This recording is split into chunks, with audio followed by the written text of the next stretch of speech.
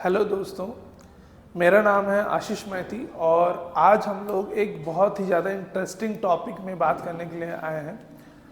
बहुत से बच्चे लोग का ये डाउट रहता है कि सर हमारे से ऐसी क्या क्या गलतियाँ होती हैं जिस वजह से हम सैनिक स्कूल या जो नवोदय विद्यालय की जो एग्ज़ाम्स होती है उनको हम क्रैक नहीं कर पाते हैं।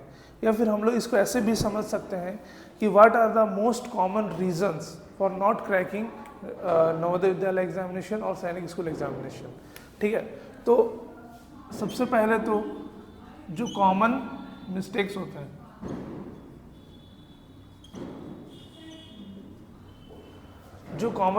होते हैं, उनके बारे में हम लोग अभी बात करेंगे।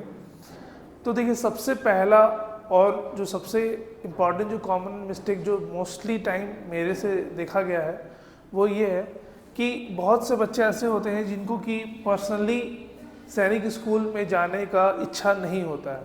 ठीक है, बट सिर्फ उनके पेरेंट्स ने बस एक बार बोला इसलिए वो तैयारी करते हैं। उनको खुद से अंदर से वो चीज़ नहीं होती है कि हाँ मेरे को जाना है, मेरे को अच्छे से तैयारी करनी है, मेरे को अच्छे से पढ़ाई करना है। तो वो एक चीज़ होता है जिस वजह से बच्चे जो है वो पहले ही ये मान लेते हैं कि नहीं मेरा तो होगा नहीं, और अगर होगा भी फिर भी मेरे को जाना नहीं है।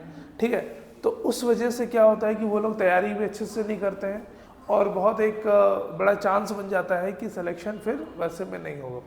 जो सेकंड जो रीज़न है वो ये है कि प्रॉपर सिलेबस की जानकारी ना होना। ठीक है, जैसे अगर मान लीजिए कि जब हम फॉर्म भरते हैं तो उसमें लिखा होता है based on class 5th examination या फिर क्लास 5th के सिलेबस पे बेस्ड होता है। ठीक है, बट होता क्या है कि आप क्लास 5th में भी इतने सारी चीज़ें हैं, वो आप बचपन से लेकर के क्लास 5th तक जो भी चीज़ें आपने पढ़ा है, जो भी चीज़ आप सीखे हैं, तो आप कैसे चीज़ समझेंगे कि कौन सा उसमें से पढ़ना है या कौन सा चीज़ छोड़ना है। ठीक है, तो ये एक कॉमन लोगों में और बच्चों में भी गलतियाँ ये होती हैं कि वो लोग सिलेबस को पूरा थॉरली देखते नहीं हैं कि क्या पढ़ना है और क्या नहीं पढ़ना है। ठीक है, तो सिलेबस ना देखना भी एक सेकंड मिस्टेक हमारी है इसमें। जो थर्ड जो गलती है वो ये है कि बच्चों के माइंड में ये रहता है कि हमको सब चीज़ पढ़ना है, A to Z पढ़ना है। मतलब जो भी चीज़ इस पूरी दुनिया में है, जो भी चीज़ जीके अगर लिखा हुआ है, मान लीजिए है ना, जीके लिखा हुआ है, तो देखिए जीके के अंदर में अगर हम लोग सैनिक स्कूल के एग्ज़ाम के बारे में बात करें तो जीके के अंदर में सब चीज़ आ जाएगा। आपका जनरल साइंस भी आ जाएगा, ठीक है, और आपका जो स्टैटिक जो नॉलेज है वो सारा चीज़ भी आ जाएगा। अभी मान लीजिए कि कुछ स्पोर्ट्स का कोई नॉलेज है, ओलंपिक्स में कौन सा देश जीता है ना, या फिर कौन से प्लेयर ने कौन सा गोल्ड मेडल जीता, ये सारी चीज़ें सब के सब क्या चीज़ में आ जाएंगे, जीके के अंदर में ही आ जाएंगे। जो कि हम लोग को पता है कि 25 क्वेश्चंस होते हैं जीके के, जो कि 2 मार्क्स ईच रहते हैं, है ना। तो बच्चों के मन में ये डाउट रहता है कि जीके में पता नहीं कितना सारा चीज़ पढ़ना पड़ेगा। तो देखिए, आप ऐसे करके समझ सकते हैं कि अगर मान लीजिए प्रीवियस ईयर के 5 साल के भी आपके पास पेपर है सैनिक स्कूल के, तो आप उस बेसिस पे समझ सकते हैं, फिगर आउट आप ये कर सकते हैं कि हाँ जो क्वेश्चन है वो किस किस तरीके से आएंगे और हमको जो अपनी जो तैयारी रखनी है वो किस तरीके से करनी है। ठीक है, अगर आप ये चीज़ समझेंगे तो आपके लिए फिर बहुत ज़्यादा आसान हो जाएगा। ठीक है, तो थर्ड पॉइंट है कि पहले से ही बहुत ज़्यादा डर जाना, घबरा जाना और सारा कुछ पढ़ने की कोशिश करना। ठीक है, तो सब कुछ नहीं पढ़ना है, सब कुछ में से थोड़ा थोड़ा चुन चुन के ही पढ़ना है, जो कि हम लोग आपको बताने में हेल्प करेंगे। ठीक है, जो चौथा पॉइंट है वो ये है कि सैनिक स्कूल में अगर आप तैयारी करना चाहते हैं सैनिक स्कूल के लिए, ठीक है, तो आपको पहले से ही माइंडसेट ये रखना पड़ेगा कि पूरे ऑल ओवर इंडिया में अभी के टाइम पे 33 स्कूल्स है as per as my knowledge is concern. ठीक है, मेरे नॉलेज के अकॉर्डिंग 33 है अभी, है ना। तो बस स्कूल इतने ही है और फॉर्म भरने वाले लाखों लोग हैं। ठीक है, तो मेरा सिलेक्शन कैसे होगा कि मेरा सिलेक्शन होगा ही नहीं, पूरे छत्तीसगढ़ में तो सिर्फ एक ही स्कूल है। तो देखिए, इस चीज़ को आप ऐसे समझ सकते हैं कि मैं ऐसा बिल्कुल नहीं बोलूँगा कि नहीं आपको एक सीट चाहिए और एक सीट आपकी है, ऐसा नहीं है। अगर आप प्रॉपरली तैयारी करेंगे, ठीक है, और आपका जो कंपटीशन है वो ऐसा नहीं है कि 300 में से आपको 300 मार्क्स लाना है, ऐसा बिल्कुल भी नहीं है कि आपको 300 में से 300 मार्क्स ही लाएंगे तो ही आप सेलेक्ट होगा, ऐसा नहीं है। इसमें क्या होता है कि रैंक बेसिस पे होता है। ठीक है, जो ई काउंसलिंग होता है उसके पहले जो रिजल्ट हम लोग को मिलता है तो वो रैंक बेस्ड रहता है। तो रैंक बेसिस पे हम लोग को आने के लिए एक स्वीट पॉइंट अगर हम लोग बोलें तो 250 से अगर ऊपर हम लोग आ रहे हैं, ठीक है, 250 से ऊपर आ रहे हैं। देखिए हर साल का जो कट ऑफ है वो ऊपर भी हो जाता है, कभी कभी नीचे भी हो जाता है, ठीक है। तो हम लोग ये चीज़ समझ सकते हैं कि अगर 250 से ऊपर आ रहा है तो हमारा एक बहुत अच्छा चांस है कि हम सैनिक स्कूल का एग्ज़ाम में क्वालिफाई हो जाएंगे और हम फिर एग्ज़ाम क्वालिफाई करके स्कूल में एंट्री भी कर लेंगे, ठीक है।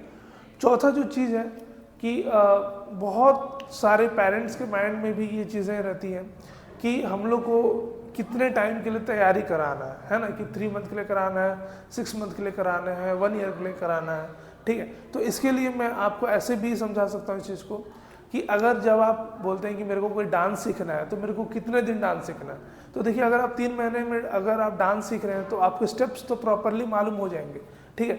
लेकिन जो आपकी जो फंक्शनिंग है, जो डांस के लिए जो चाहिए होगी, बॉडी की जो फंक्शनिंग है, वो आपको स्मूथ करने के लिए आपको क्या करना पड़ेगा, प्रैक्टिस करना पड़ेगा, ठीक है। और उसके लिए क्या चाहिए, टाइम भी चाहिए। तो हम लोग जो भी चीज़ें पढ़ रहे हैं 3 महीने में या 6 महीने में या 1 साल में, that doesn't matter.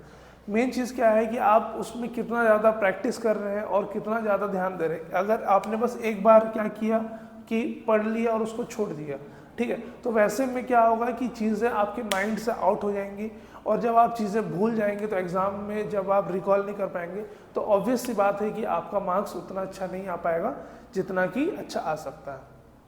Next point क्या है कि प्रॉपर गाइडेंस ना होना। जैसे बहुत से बच्चों में ये चीज़ देखा गया है कि अगर मेरा फ्रेंड जो है वो ऐसे पढ़ रहा है तो मैं भी ऐसे ही पढ़ लेता हूँ, नहीं, ऐसा नहीं होता है, ठीक है। क्योंकि अगर मान लीजिए आपका जो फ्रेंड है उसका स्ट्रांग पॉइंट है जीके, वो जीके में बहुत स्ट्रांग है, बट हो सकता है कि आपका जीके वीक हो, और ऐसा हो सकता है कि आपका इंग्लिश अच्छा हो, आपके फ्रेंड का इंग्लिश वीक हो, ठीक है।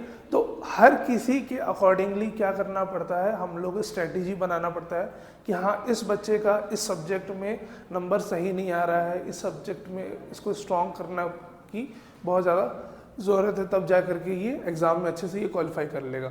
तो अगर इस माइंडसेट से चलेंगे कि हमको क्या करना है कि प्रॉपरली देखना है कि हमारा कौन सा सब्जेक्ट वीक है और उस हिसाब से तैयारी कराना है, और उसके लिए हमको क्या लगेगा, एक प्रॉपर गाइडेंस देने वाला कोई भी एक गुरु लगेगा, ठीक है। तो एक प्रॉपर मेंटर का होना बहुत ज़्यादा ज़रूरी है, जो कि आपको सही डायरेक्शन में लेके जाएगा और कहाँ पे आप सही हो उसके लिए सपोर्ट भी करेगा और कहीं पे आप गलत हो तो उसको रोक करके उस चीज़ को ठीक भी करेगा, ठीक है।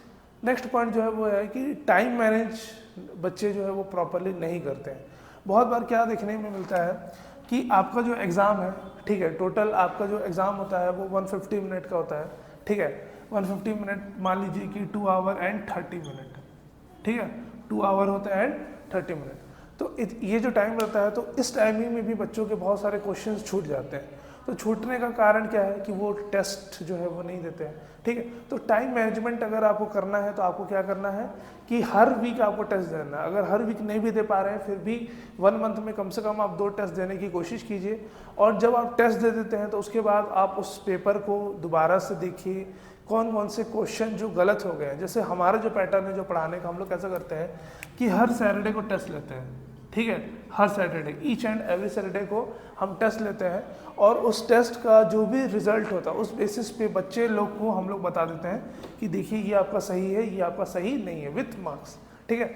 अब क्या होता है कि जो भी क्वेश्चंस उनके सही नहीं है, जो भी कोई भी क्वेश्चन जो कि उनके सही नहीं है, तो उनको वो क्या कर सकते हैं कि प्रॉपरली फिर से उस क्वेश्चन को सॉल्व कर सकते हैं। अगर वो मैथ का है, अगर वो इंग्लिश का है, या फिर अगर वो जीके का है, तो उसका जो करेक्ट आंसर है वो चीज़ ढूंढ सकते हैं। प्लस आप और क्या कर सकते हैं, जैसे मान लीजिए कि लिखा हुआ है कि where Taj Mahal is situated, for an example है, इतना सरल जो क्वेश्चन उन्हें वो नहीं आता है, बट मान लेते हैं कि वेयर ताजमहल इज सिचुएटेड ऐसे लिखा हुआ, तो 4 ऑप्शन है कि दिल्ली में है, कि आगरा में है, कि रायपुर में है, कि राजनांदगांव में, ऐसा 4 ऑप्शन है, ठीक है। तो अगर आपको सही पता चल गया है कि हाँ ऑप्शन नंबर बी सही है जो कि है आगरा, लेकिन आपको बाकी जो 3 जो ऑप्शन दिख रहे हैं उसके भी बारे में आप थोड़ा थोड़ा चीज़ पढ़ लीजिए।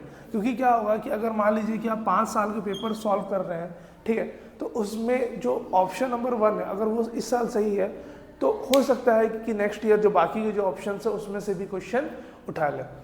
तो ये कुछ कॉमन मिस्टेक्स बोल लीजिए या फिर भूल बोल लीजिए जिस वजह से बच्चे लोग का सिलेक्शन होने में बहुत ज़्यादा दिक्कत होता है। तो मैं आशा करता हूँ कि ये वीडियो आपके लिए बहुत ज़्यादा हेल्पफुल है। अगर आपको इस वीडियो से थोड़ी भी वैल्यू मिली होगी तो एक बार इस वीडियो को शेयर कीजिए। और अगर आपको हमारा और भी कंटेंट देखना है और हमारे चैनल से आप जुड़े रहना चाहते हैं तो चैनल को सब्सक्राइब करके बेल आइकन को रिंग कीजिए। आशीष महती signing off from Ashish coaching classes. Thank you.